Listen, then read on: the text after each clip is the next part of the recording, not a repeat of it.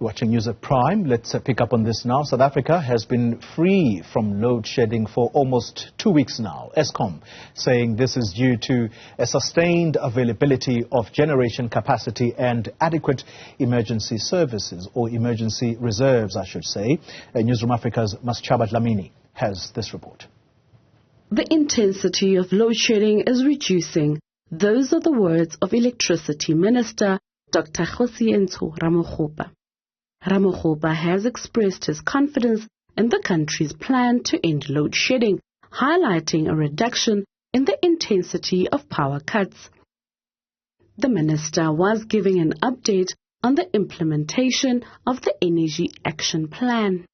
You can see that stage 1 to stage 2 accounted for half of what we experienced this year, as compared to stage 4 and stage 5 of last year. Last year accounted to half of what was experienced last year. So what is the message you are conveying here? Is that the intensity of load shedding is coming down.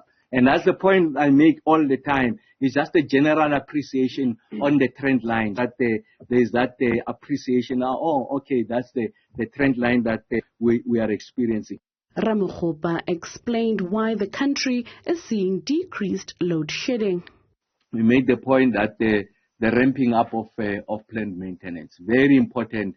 And that's why I made the point earlier on that if you look at the period December 2023 going into January of 2024, we took out 18% of the total generation capacity, about 9,000 megawatts at a go for plant maintenance. And we're beginning to see that these machines are coming back into service, they are coming back on load, and they're adding to the capacity on the grid. And this is helping us to address, if you like, the demand. And we're getting to situations more regularly where, if you like, supply is ahead of demand. While the minister acknowledges the national power utility is making progress, Ramokgopa says Eskom requires strategic partnerships to end power cuts.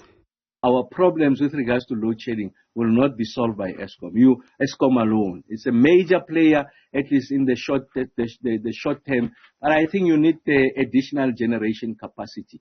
And that's why the need to expedite that engagement with the independent power producers to the extent that Eskom can make a contribution. We are able to get them on stream, on load as soon as possible. You know, the reforms that have been introduced, truncating the period with regards to the environmental impact assessment, the water use licenses. I shared with the general public the efforts that have been made to ensure that you truncate that period and make it possible for the IPPs to be on stream as soon as possible.